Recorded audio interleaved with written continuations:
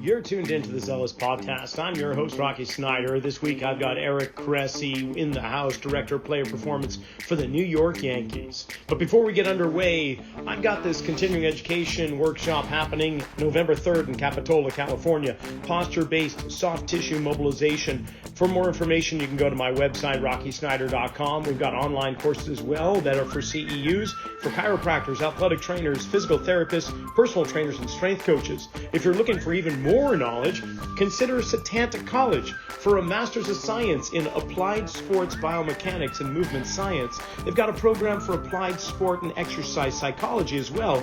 Their other two tracks are Performance Coaching and Sports Injuries and Return to Performance Management.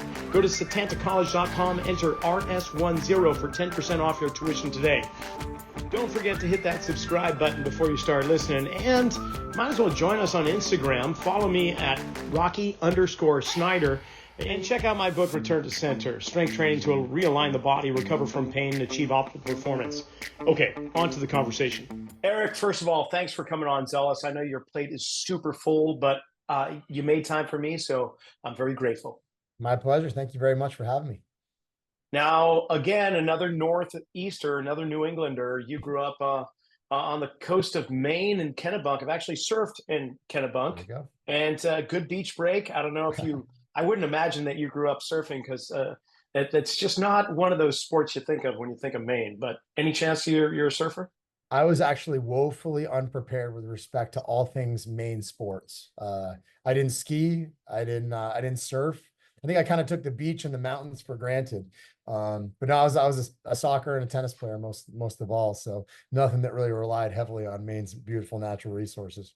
It is vacation land, just like the license plate says. But you got the heck out of Dodge. You're down in Massachusetts. You're in Florida. You're in New York.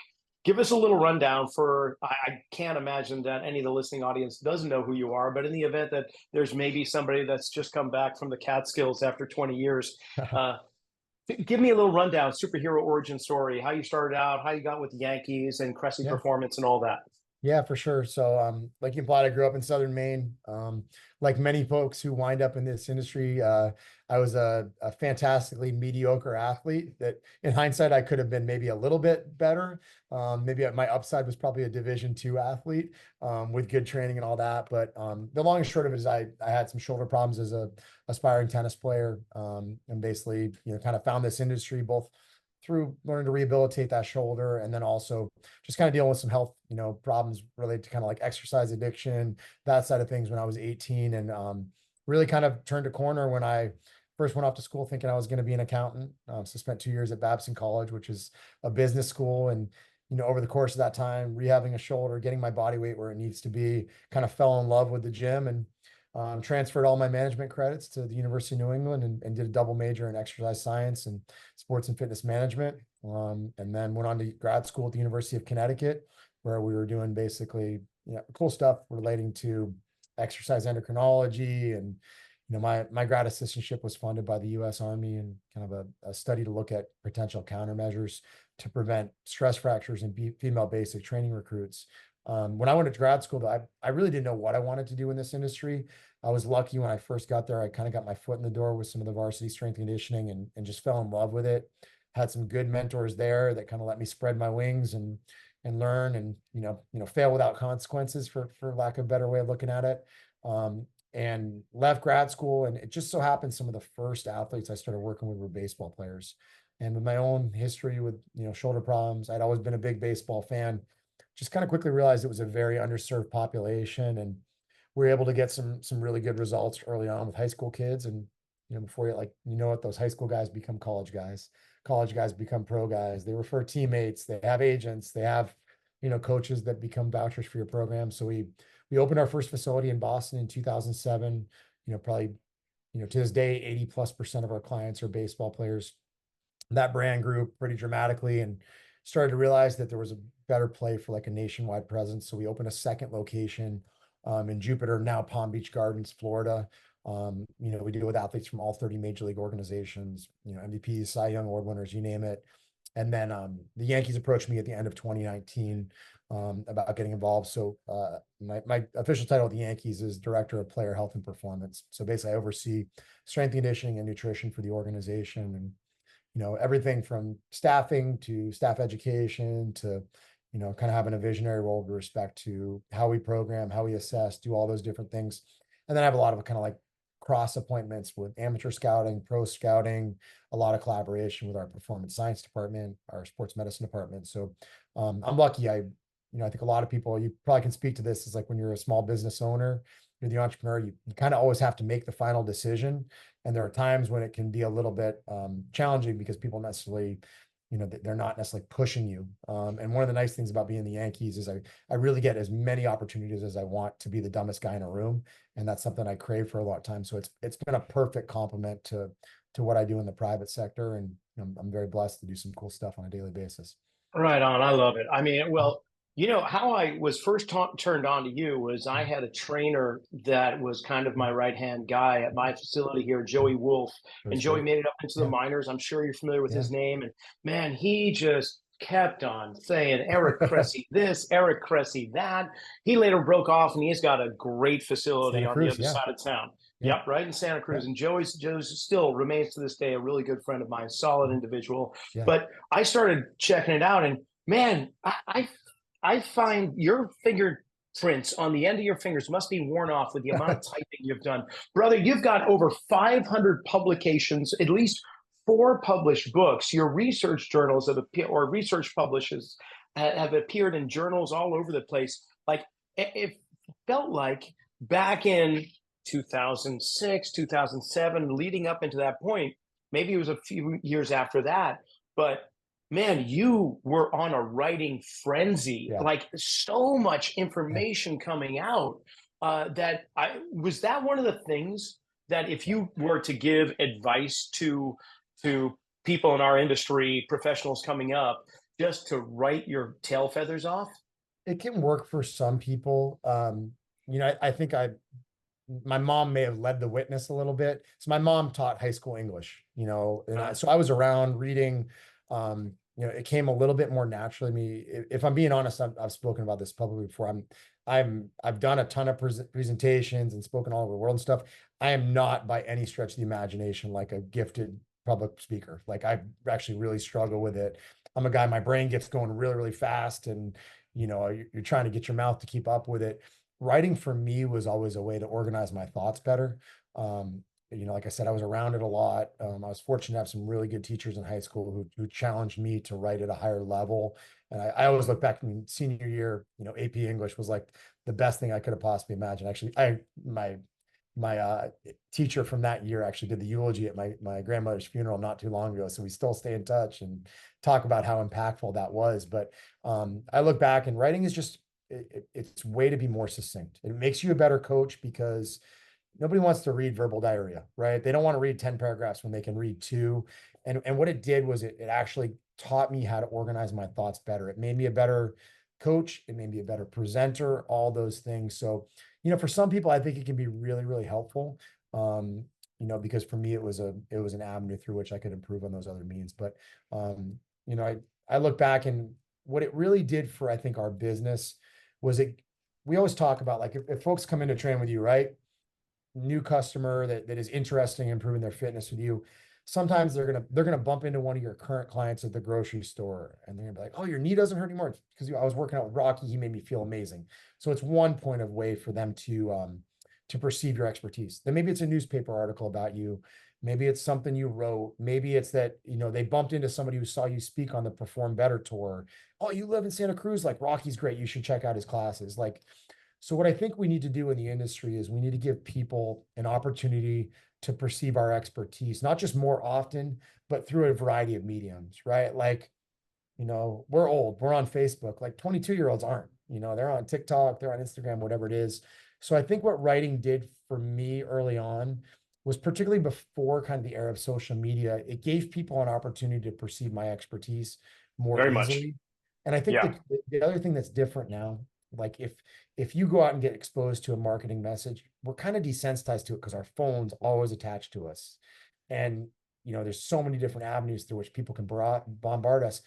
I think it takes a lot more of those exposures before people make a, purchase decision to join your gym or to hire you for whatever.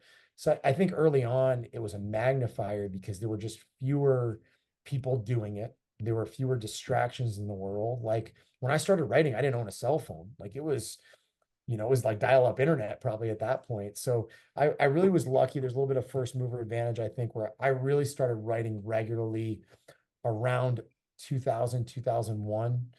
Started my newsletter in '03. And I look back, I mean, I have people that have been reading my stuff for like 21 years now. And, to the point that like, if I go on vacation, I don't publish a newsletter for like 5 days, I'll have people that email and are like, are you okay? Like, I haven't heard from you. So there's a little bit of like feeding the monster that goes with it, but I'm very appreciative and, kind of humbled by the fact that people have followed my career like that. And, I like to think that I've delivered value. I certainly hope so. But that's what you always try to do. If you want to build a business, solve a problem. And I think people were just craving information, and that was an avenue back in those days where you could get it. Well, you're definitely very humble because the one thing that stood out with me when I was starting to be exposed to you and your work and your position was in fact how you were positioning yourself as a perceived authority. Not that you were necessarily trying to get to a certain status, but by virtue of your information, your research, your knowledge, coupled with the fact that you here even said that, on a glorious day, I might be a D2 athlete. Like you were not in the majors. You didn't make it Yeah. up into the minor rank and struggle and try and get to the big show and then decide to do this instead. Mhm. No, this came from basically the ground up of, Yeah. of be having a passion and just pursuing information and knowledge and just disseminating everything you got and then reform it in a way that was digestible for people, that was starting to make sense, that was an overused phrase, cutting edge, but the first and the forefront of thinking about things differently. And what I mean by that is that, okay, we can go back to 2001, 2002. And yeah, I didn't have a cell phone. I was Mhm. just about to get one. I was doing a tremendous amount of Mhm. writing.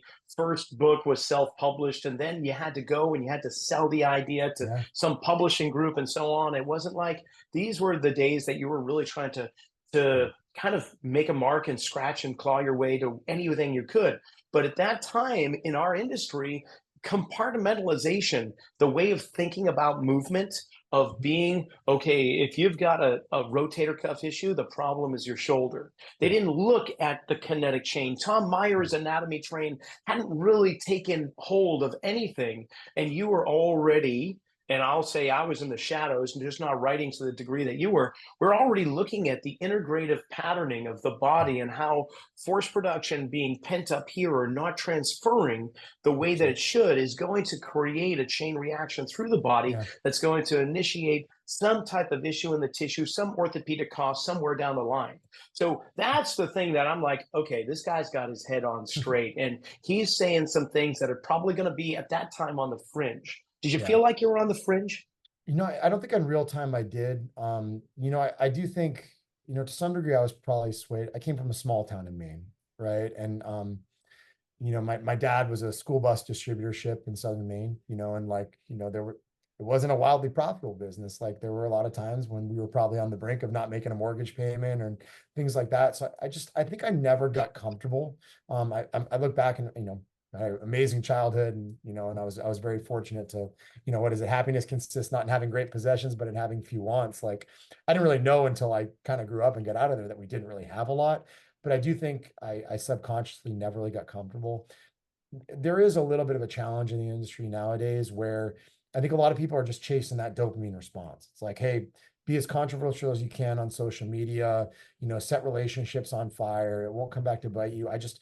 I always had that small town feel to me where it's like you took care of each other, like you had good relationships, you didn't speak out of turn. And I think it always gave me a little bit more of a pensive approach. But it's funny. There's a guy named Joe Yeager. Joe does some cool stuff with On Base U, and is real successful trainer with a good baseball following in Illinois. And I actually met him at Perform Better in Chicago years ago. And he came to my presentation, came up, talked at the end of the thing. I answered 4 or 5 of his questions. And what's funny is he just like stops me. We're like 15 minutes in. He said, "Man, I thought you were going to be an a-hole." Like I was convinced you were going to be a jerk. Like we walked, like my wife was with us. We were walking all the way back to the hotel, and he's like, people just assume because you're on that stage or you've been put on a pedestal, I guess to that degree that you're not going to be approachable. It's like, no, man, rising tide lifts all ships. I want this industry to be better so that we can all get better and deliver better value. And what's funny is Joe's come to like baseball mentorships. Actually got him some batting practice passes when he was on the road just recently. You know, he's become like a longtime consumer and friend. He's actually referred a couple of his players, you know, to us when they've been down in Florida. We have a great relationship to this day. But I always look back, I'm like, man, if I had been short with him, if I hadn't been someone who was approachable, that perception of me, which was not really rooted in anything, you know, might have lingered. So I'm always very, very cognizant of trying to stay humble, particularly because I try to get out of my comfort zone and learn as much as I can. Like, you know, Bill Hartman was just down and he did an in-service for our staff Friday and Saturday this past week, and blew our mind. There were some really, really good things that we can use A, to refine our approaches, but B, to justify how we got results in the past by accident. Like oh, that's why that worked.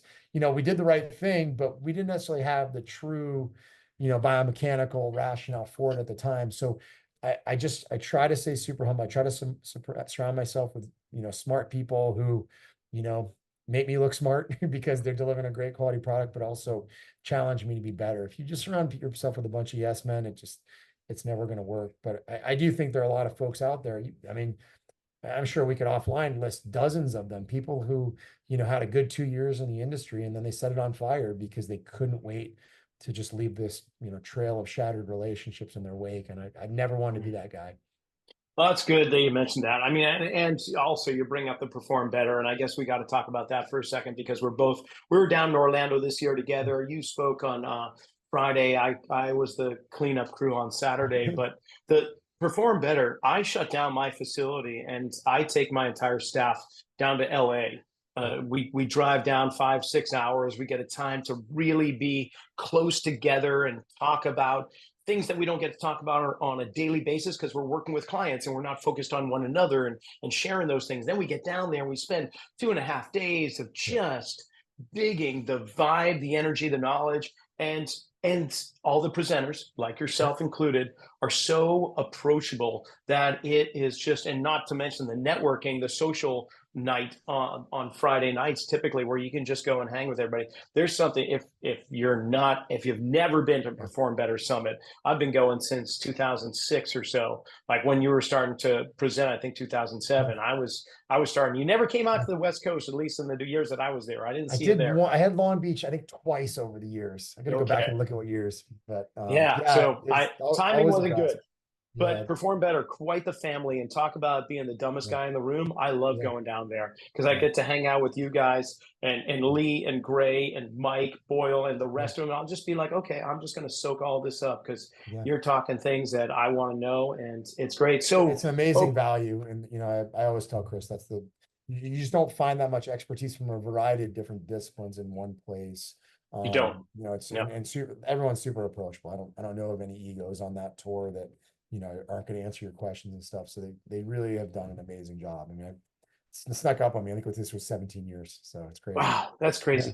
But we all come from the same background, more or less. I mean, no one walked in here as the expert. So it's something that's for years and years you start learning. And actually, right now, as we're recording this, the Providence Training Summit's going on with Perform Better right now. They've got today and tomorrow finishing up. So if you haven't been to one of the four, then make a point of going 2025. Okay, so I could geek out on biomechanics, shoulder health, I think, and not to put too strong of an opinion on Tommy John surgery, but man, that seems to be the easy out when people don't understand true biomechanics. But that's my opinion. What's your opinion on Tommy John surgery? I mean, it's quite literally the billion-dollar question. So there's layers to this for sure. No doubt about it. When we talk about biomechanics, this concept of regional interdependence, basically an elbow paying the price because something else in the chain is not doing its job. There are absolutely elements of that are 100% in play. So I'd agree. Like you see a lot of guys that have tons of passive shoulder ER, don't have good active control of it.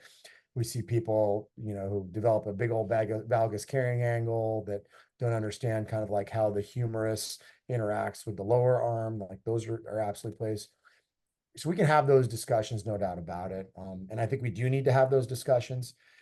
The other avenues to this is we are dealing with an increased specialized game. What does that mean? Not just that kids are playing baseball year round. That's my next point, but also the very, very deliberate, selling out for velocity, a much more specialized game at the major league level where, you throw your best pitch more often. Guys are chasing higher velocities in shorter stints versus like the era of guys, living at 91 and then having 95 when they needed it. The pitching velocities at the big level have gone up astronomically year after year after year. It's the number one predictor of elbow injury is high velocity pitching. Okay. So that's why we don't see many guys that are throwing 100 consistently as a starting pitcher. Like they're few and far between, and most of them have had some kind of interventions in that regard. So I do think those are certainly parts of it. Dr. Meister's talked a lot about, designer pitches or sweepers, power changeups, guys who may be throwing pitches that force their elbow to do things that don't align with their natural arm action. All that stuff is 100% on the table, particularly in the major leagues. If we're looking at this, what I'll tell you is like people from other sports, even college baseball folks, they don't understand what pro baseball is. Pro baseball is on another level of crazy. As an How so? example, 200 games in 230 days. That's crazy. Potentially a new time zone every third day. We had a day coming out of the All-Star break where we played a doubleheader in Houston and then took an overnight flight to Baltimore and played a 6:40 game the next night. We played 3 games in 2 time zones in 24 hours. And one of our players had an elbow injury in the second game. Like there is not much you can do physiologically to work with that. The other thing about baseball that's different, if you play a Tuesday night game and you have a guy that rolls an ankle or gets hit by a pitch or something relatively unpreventable, you have to make a call right after that game because you got to play again in sometimes 20 hours, right? And you've got to know, is that player going to be ready to go the next day? Is he going to be ready to go in 3 days, or is this going to be longer? Because you have to make a roster decision, and the rosters are so cramped that it's hard to play short a man. It's you leave yourself very exposed. Someone else has to cover those at bats, those innings, whatever it is. And so you're always left with these hard decisions. If you're in the NFL, you got 6 days. Like you can send them for a spa day on Monday. And not only that, like sounds terrible to say, you can inject those guys with a lot of painkillers every Sunday morning and nurse them through 4 hours of activity. You can't do that in baseball. Like you can't put Band-Aid on something and get it through it. You can do that in the NBA. You give guys 1 day off and they might get 6 days down. Same thing with the NHL, like long competitive season, but not 162 regular season games. So we played 48 games in 51 days before. And this is, the 162 game season doesn't even take into account spring training, postseason. It's really hard, and the travel is really challenging. A lot of if you play in the NFL, right, most of the time you're playing 1 or 4 o'clock games. You're leaving and you're getting home before midnight if you're a road team, unless you're the Sunday night game. But even still, you have a guaranteed day off. You play a getaway game on Sunday night baseball, you're not leaving the park till at least midnight. If you got a 3-hour flight plus busing to the plane and stuff, you might get home at 6 and have to play at home that night. So it's a big deal. Night getaway games, the time travel, and then having to go directly to the game.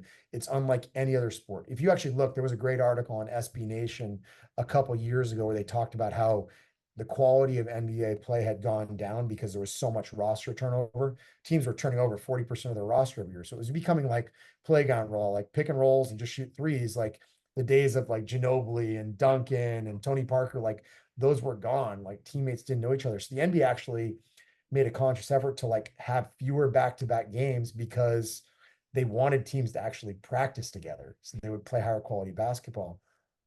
Baseball, it's the exact opposite. Like everybody is always back to back. You might play double headers. Name another sport where you play a double header. It doesn't No.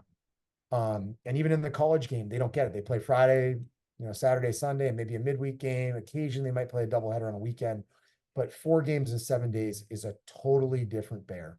So you're trying to always think weeks in advance. Anyway, that's the pro level. Like that's talking about like winning games, putting your best foot forward in terms of skill and games that really, really matter, all that stuff. And it's a balancing act between do you pump the brakes now so that you can be healthy later, but then worry about missing the postseason? Do you push now because every game matters? It's really, really hard. You grew up watching AL East games. It's a different world. Like it's a very competitive division. And April games at Yankee Stadium at Fenway Park, they're intense. It's Yeah. not like playing, a AL Central game at 1 o'clock with 4,000 people in the stands. So it's very different. Um, that's Well, the you pro didn't side. you didn't Yeah, even mention the fact that we're talking about multi-million, if not billion-dollar assets that yeah. you're trying to, Mhm. I'm not going to say manipulate, adjust, assess, Yeah. figure out the best possible Mhm. outcome, and at Yeah. the same time cross your fingers and hope you made the right Yeah. decision. Sometimes their crazy adaptation, their aggressive compensation is what makes them, special. Sometimes what makes you spectacular can also make you susceptible. So you never want to take away somebody's superpower. You want to leverage it as best you can and, mitigate risk. That's the pro side, though. The bigger issue in this conversation is what's happening at the young levels. I'm Yes. fortunate where I do a lot in amateur scouting. I do a lot for our draft prep and stuff like that. One of the most eye-opening things is when you see, we have a lot of video assessments on players that, kind of remain. So we follow them for years. So we can see that kid that, was a high school draft eligible guy, say in 2019, right? And, it's arms and legs flying everywhere. He's, 6'3", 170, throwing 88 to 91. And it looks like everything's about to break. Terrible delivery. And then that kid goes to the SEC, right? Gets a good pitching coach, gets good food, gets a good college strength and conditioning experience. He goes to 6'3", 210, gets a bunch stronger. They clean up the delivery. They optimize, his pitch usage. They do a great job with him, and then he blows out. And the reason, very simple, is that kid had a broken elbow all along. The challenge is we're looking at these imaging, and all these guys have calcification on their ligament. They got big old osteophytes. We see guys that sign for millions of dollars who have raging stress reactions in their elbow that they don't even know are there. So the challenge is we have these kids that are chasing velocity, changing crazy high level exposures without foundational work capacity, foundational strength, body awareness, all these things that underpin high level performance. So what we've really, really done is we've flipped the pyramid upside down, right? The Hmm. peak of the pyramid is competing at a really, really high level. And it's one of the reasons why we see lower success rates with college kids than excuse me, with high school kids than we do with college kids. Probably even a lower success rate when we see, kids internationally who are signed at 16 or 17 versus 18. The younger we chase high level performance when we should be chasing comprehensive development, the more we pay for in the back end. And what's really interesting is I think we see this a lot, in some of the players that have come from Japan over the years. There's actually some really interesting research that compares Japanese 9 to 12-year-old elbows to American 9 to 12-year-old elbows. Oh And we yeah. actually see far more UCL damage on young kids in Japan. And you look at the studies have like 18 hours per week on average baseball training in Japanese kids. The standard deviation was outrageous too. You have kids that are doing Wow. like 5 hours a day of baseball training at a young age. That elbow is bound to go. And you hear these stories about guys throwing 700 pitch bullpens and stuff, but they also play on a 7-day rotation, so there's much more time to recover.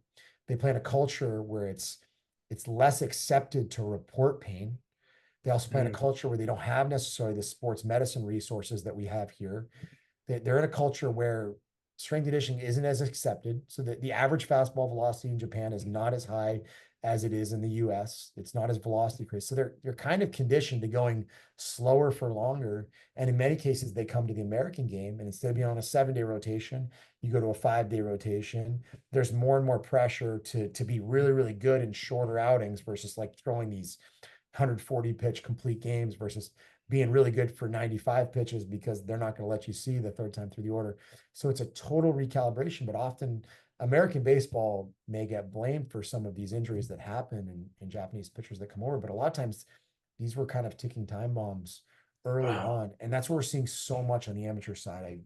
It's sad to say, but like you're having these conversations. I had it yesterday with a kid that was interested in coming to our facility for a consult. He was like scheduled, and the dad emailed and said, like, hey, we got a little bit of a hiccup. His elbow barked this weekend. We got imaging on it. He's got a moderate partial UCL injury. It's a proximal injury, so it'll probably do well with conservative treatment compared to a distal injury. But right now we're making the decision of, do we PRP it, take 6 weeks off, do rehab, do a gradual return to throwing program? We're 12 weeks in. He wants to get committed to a program because he's a senior, but we also know that longer term, that elbow could go if this conservative doesn't go. Do I have a UCL repair with internal brace? Do I have a full-blown Tommy John? Like, how does it impact my? So you're creating these dynamics where physiology gets pushed out the window. It's time frames and college commitments and trying to be everything to everyone with travel ball and showcases and stuff like that. And at the end of the day, like guys like us are in the back of the room, like, hey, how about we just develop? Like, how about we work on stuff? We have a really good high school player. Will be a draft prospect this year. He's committed to a big time SEC school. Great kid who's kind of worked out with us since he actually, his older brother worked out with us. So he started with us 13, 14. Like, parents are super meticulous about just like, monitoring the competitive year, taking some time off, not getting crazy. He was 100% healthy, already committed. He threw 17 innings this summer. Like, that's not a lot of workload. That's what the game has created. It's created this like showcase ball, throw an inning, try to blow up the radar gun, wait 6 days and do it again. And we wonder why we're not developing more guys, that can throw 200 innings in the major leagues. Like, you and I both know, like, if you go out and run as fast as you can once a week, first off, you're not going to get faster.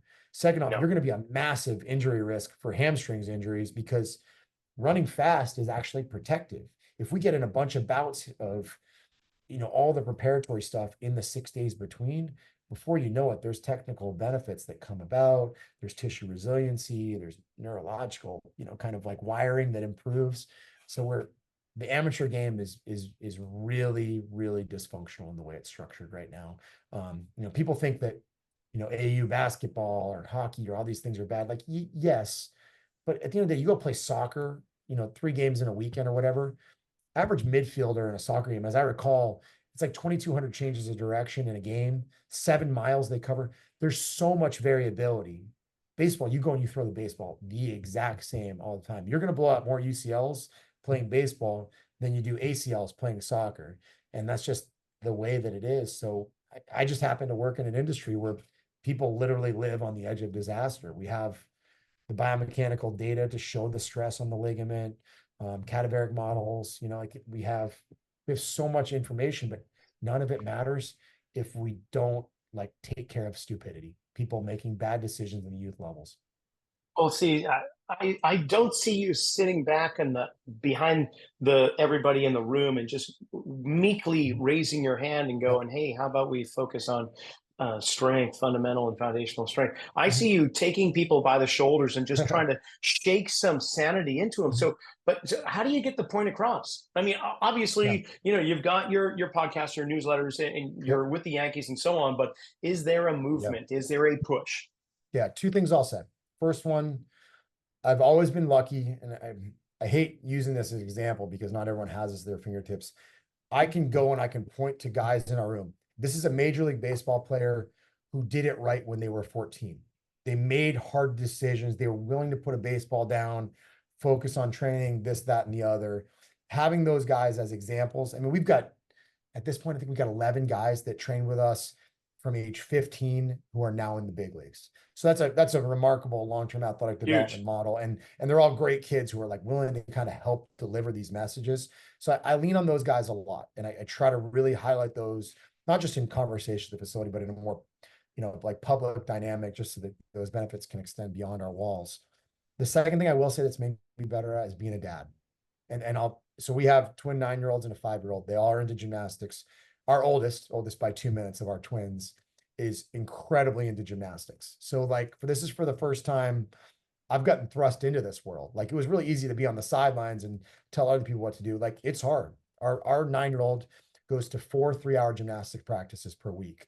But what I also know is this is a kid that can't walk across our kitchen without doing a cartwheel or like a back walkover or having me hold her hands for a handstanding. Like she does it all the time. She loves it. She like she's like doing backflips off her bed as we're trying to like get her to go to sleep.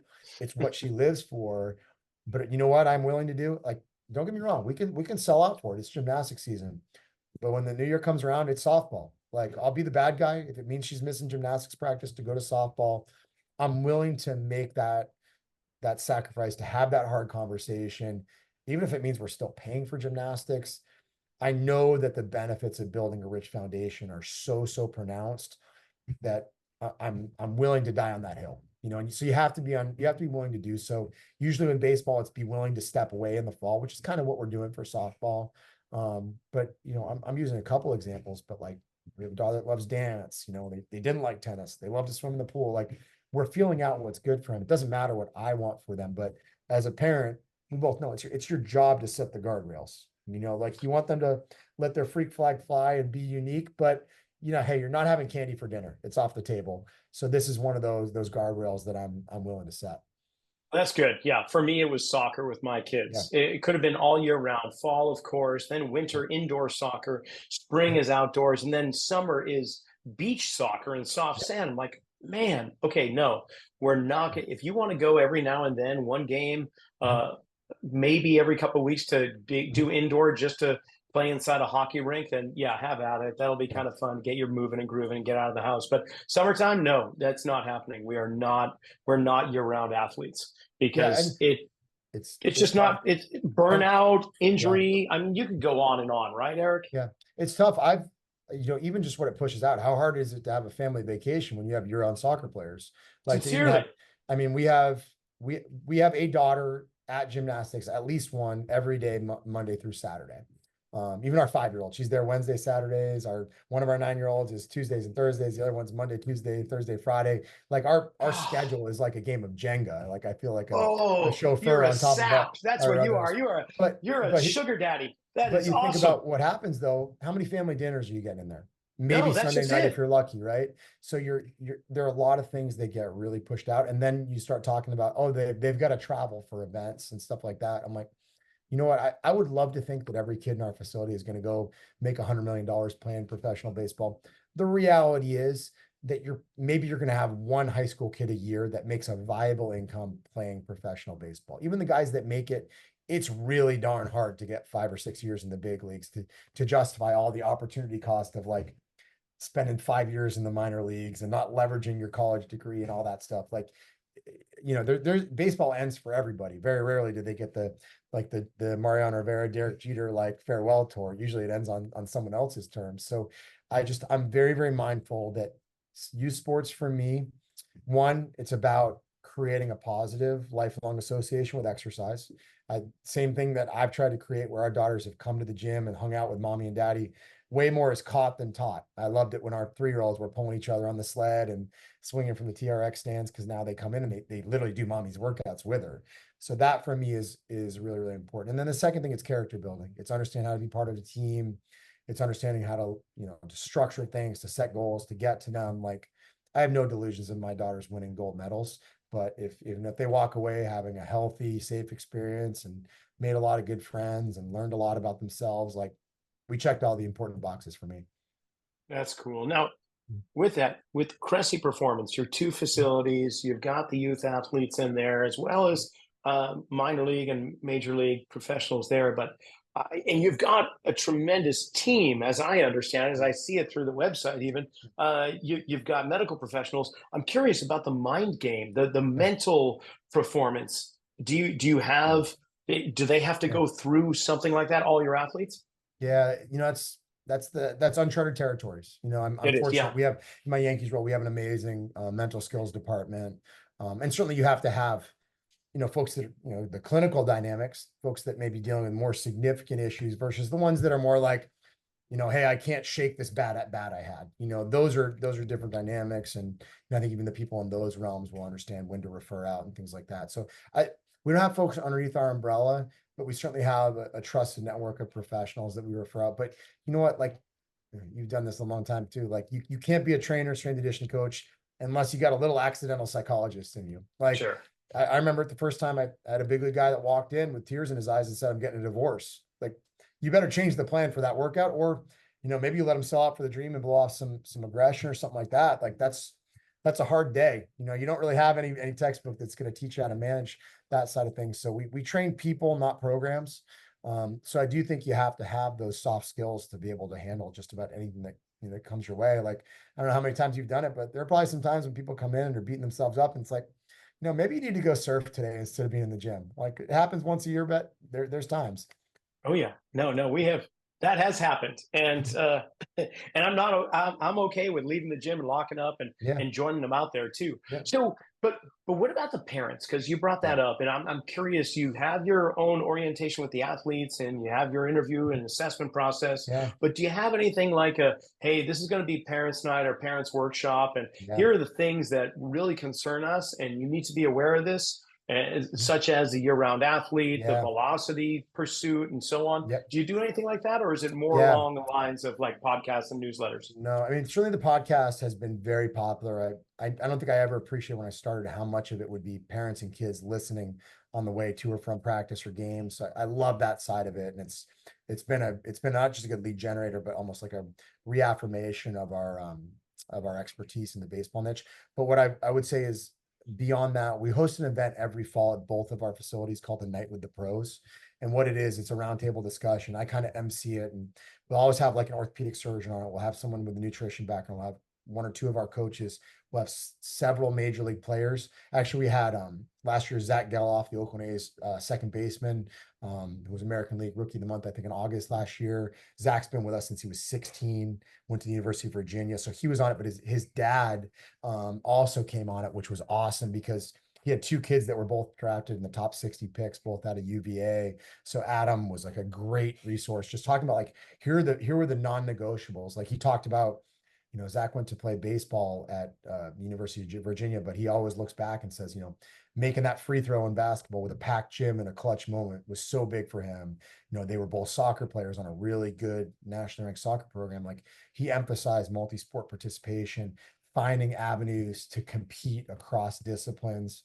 So that is a really good event. We'll get 120, 130 people that come for it, and really good chance to deliver some of those. The other thing I would just say is, when I do evaluations, I have conversations with these folks. I held back way less than I used to. I used to be very, very casual, and what I've come to realize is that you have to be extremely direct with parents who think they know this. And then the truth is, like, you go through this college recruiting program process like once, maybe twice. There's no like playbook. Kids don't come with an instruction manual. Certainly, like when you come to navigate youth sports. So I'm extremely direct. It's easier to be extremely direct now that I have my own children. If this was my child, here's what I would do. Mm-hmm. And I put it right on them. So I try not to beat around the bush.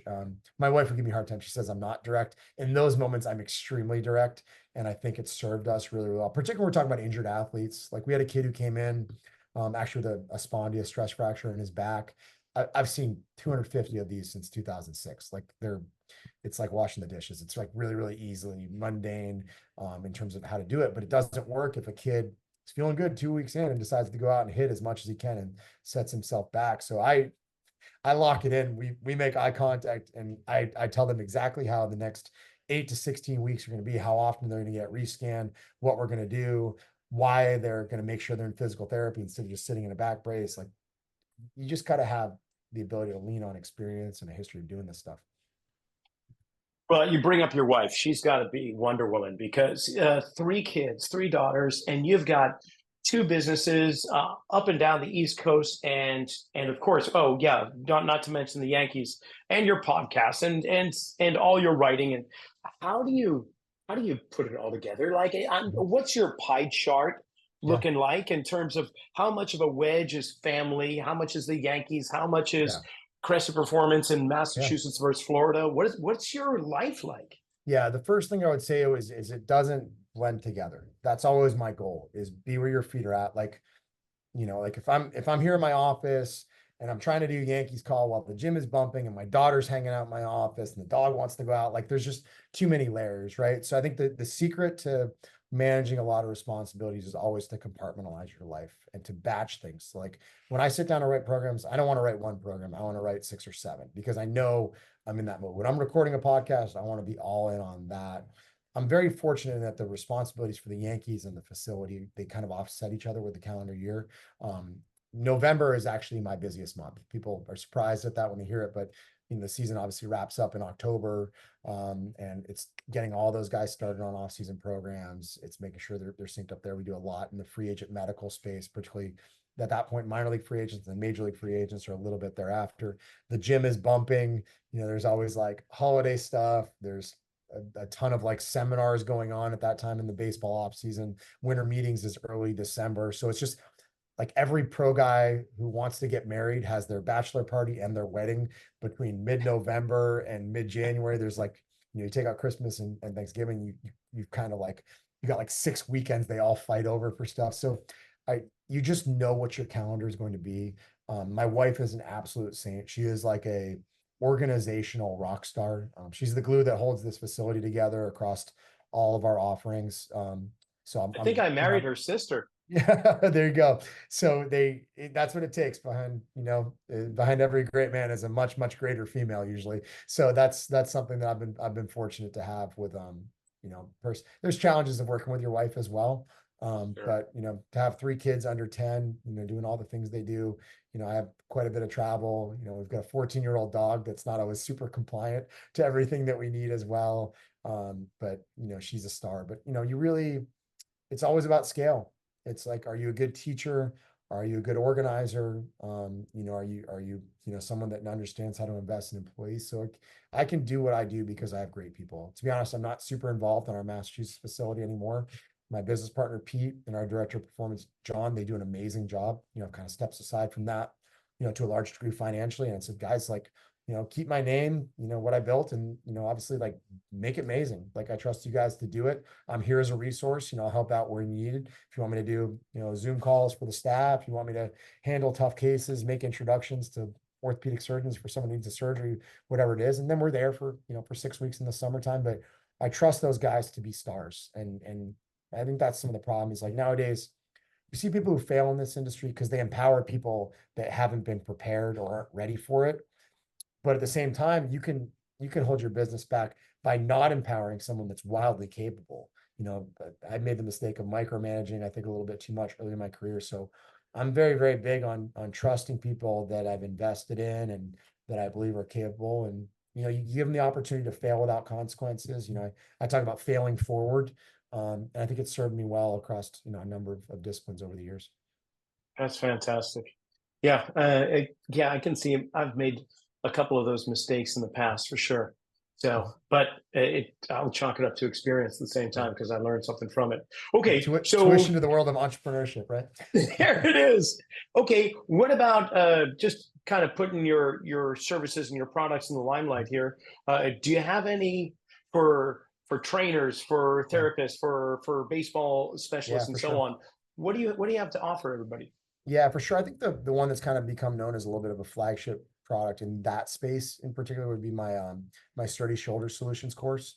That was something that came out a couple of years ago and it's kind of stood the test of time. But it builds on some of the work Mike Reinhold and I did and some of our products with functional stability training and optimal shoulder performance, but kind of a more accurate representation of maybe where I'm at with a lot of our shoulder stuff. So it has things that'll be good for trainers. It'll have good things for for physical therapists as well. Another one that I think a lot of people would like, I have a medicine ball training masterclass. I think a lot of people have kind of come to know us for a lot of our med ball work. And that's just a course. It's a 2-hour course I did with Athletes Acceleration that I think delivers a lot of things that matter for athletic populations, rehabbing low backs, hitting coaches, everything imaginable. So those are the ones that maybe in the context of this discussion would probably apply the most. Great. Okay, and I'll be sure to put in links to your website and your podcast as well. How often do you do your podcast? We basically do 10 episode seasons. So I generally shoot for about 40 episodes a year. So for all intents and purposes, it's generally weekly. All right, beautiful. Yeah. Then I'll put the links there too. Kind of like you say, the tide rises all boats. So hopefully things will keep rising.